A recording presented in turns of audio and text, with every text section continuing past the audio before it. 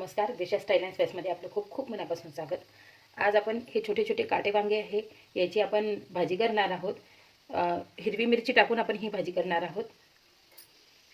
त्यासाठी मी हे वांगे कट करून घेणार आहे. हे बघा, वांगे आपण कट करून घेतलेले आहे आणि त्यासाठी आपल्याला लसूण आणि आलं लागणार आहे. हे 1 इंचाचा आलं आणि 7 ते 8 लसूण पाकळ्या मी ठेचून घेतलेले आहे आणि 15 ते 20 मिरच्या मी घेतलेल्या आहे आणि हे शेंगदाण्याचं कूट घेतलेलं आहे. मी हे 1 मूठ शेंगदाण्याचं कूट घेतलेलं आहे. आता आपण याची फोडणी करून घेणार आहोत. कढई गरम झालेली आहे, त्यामध्ये आपण 2 ते 3 चमचे तेल टाकणार आहोत.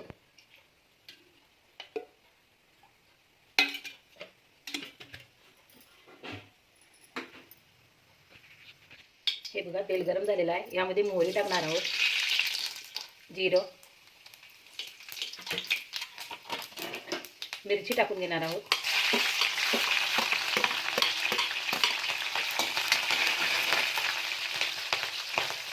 लसूण,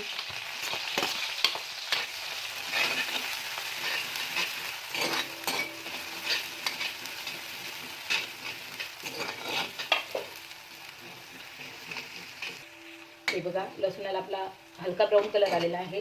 आता आपण यामध्ये शेंगदाण्याचं कूट टाकणार आहोत.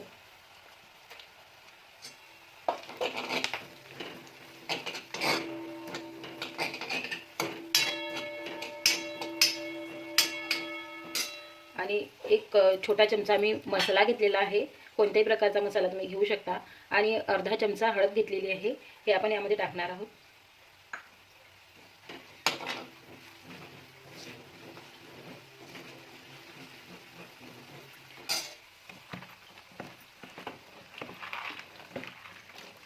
आणि ह्या वांग्याच्या फोडी आपण ह्या धुवून घेतलेल्या आहे, ह्या आपण याच्यामध्ये टाकणार आहोत.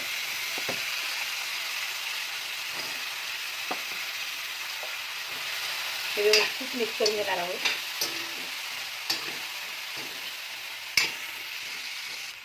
हे बघा, आपलं मिक्स झालेलं आहे. आता आपण यामध्ये पाणी टाकणार आहोत.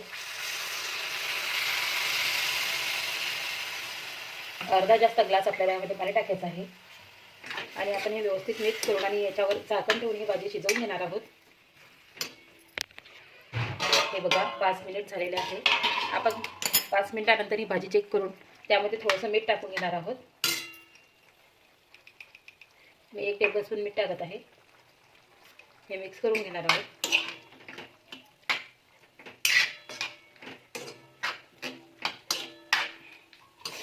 आणि परत झाकण ठेवून आपण हे शिजू देणार आहोत.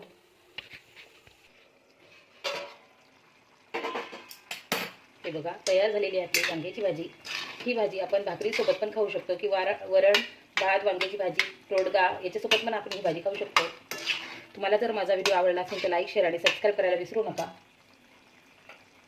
आणि कमेंट बॉक्समध्ये नक्की सांगा की तुम्हाला माझा व्हिडिओ कसा वाटला. आता यामध्ये आपण कोथिंबीर टाकणार आहोत.